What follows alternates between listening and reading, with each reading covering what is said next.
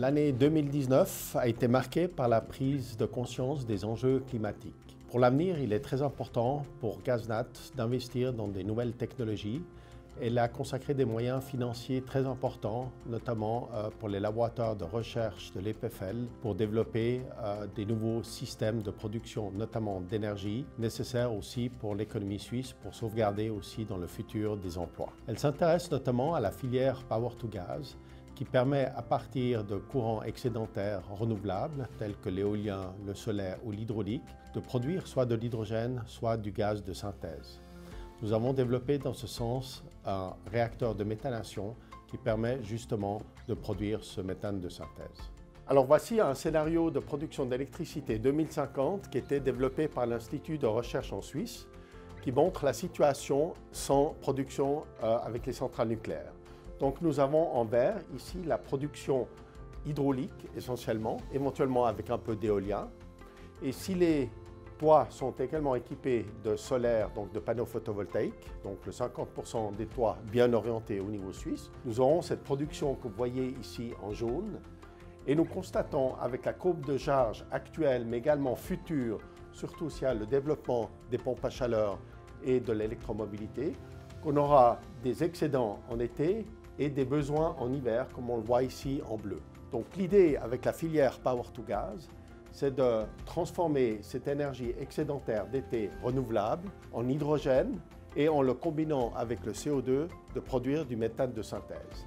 Donc on pourra utiliser aussi les capacités de stockage du réseau de gaz pour la production d'énergie en hiver. C'est dans ce but que nous avons développé un réacteur de méthanation avec l'EPFL, avec l'équipe du professeur Andreas Zütel, qui est actuellement installé avec un premier test pilote sur le site du poste de détente et de comptage de Sion. Nous espérons, avec cette filière, aussi développer un concept industriel que nous pourrons commercialiser ultérieurement et équiper notamment de nombreux sites en Suisse aussi avec cette technologie Power-to-Gas.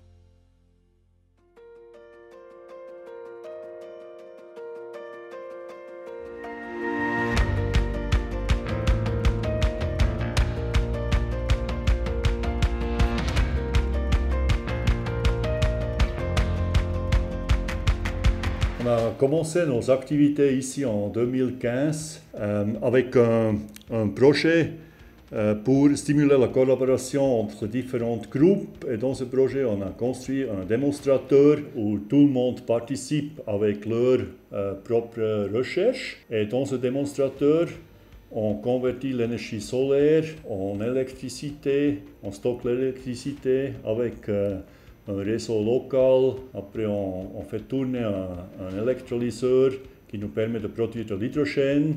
Et grâce à la subvention de GasNat, on pourrait aussi construire un réacteur pour synthétiser le méthane.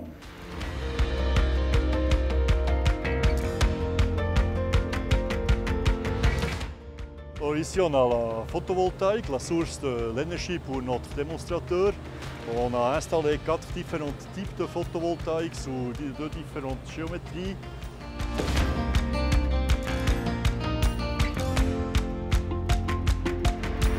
Alors ici on est dans la salle électrique du démonstrateur.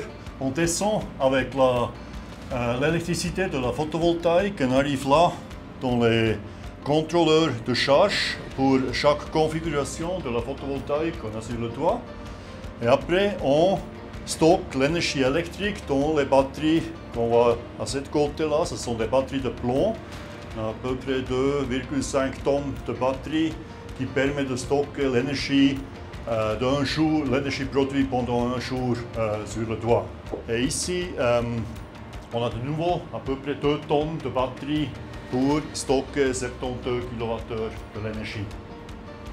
Et avec ce réseau local, on descend après dans la salle en bas où on utilise l'énergie électrique pour produire de l'hydrogène et de gaz naturel synthétique.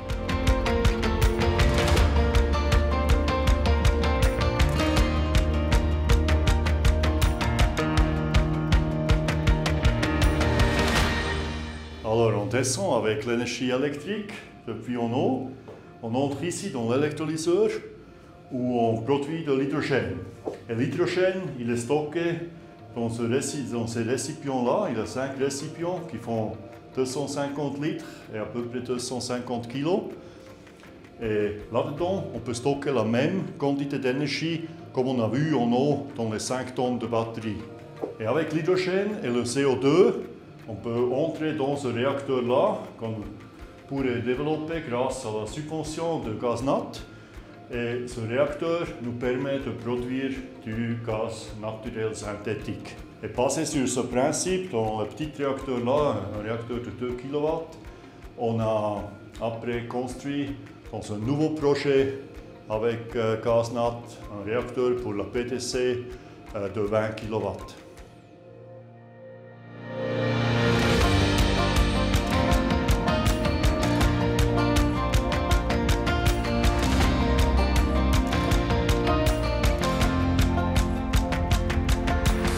Alors nous sommes dans le PDC de Sion. En fait, c'est un poste de détente et de comptage. Il a 2 fonctions principales.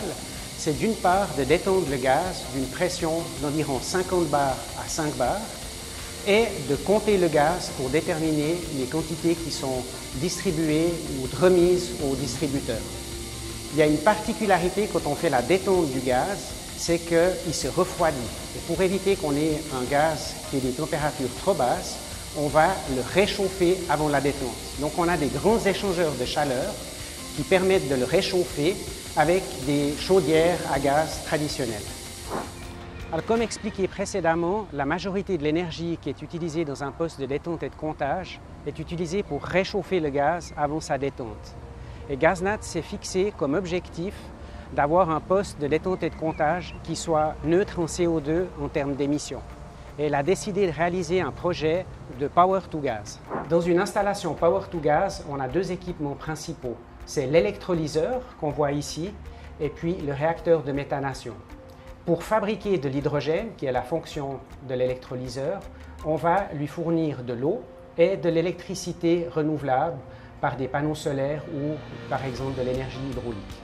Alors ici, on trouve l'installation de méthanation avec d'une part toute la logique électronique de commande et la partie centrale, c'est le réacteur de méthanation. Donc en fait, à partir de l'hydrogène qui est produit par l'électrolyseur et d'une source de CO2 qui a été captée sur un site industriel, le réacteur va transformer l'hydrogène et le CO2 en méthane qu'on va injecter dans le réseau de gaz de distribution. La particularité de ce projet, c'est que l'énergie ou la chaleur thermique qui est développée par l'électrolyseur et le réacteur de méthanation va être utilisée pour réchauffer le gaz avant la détente.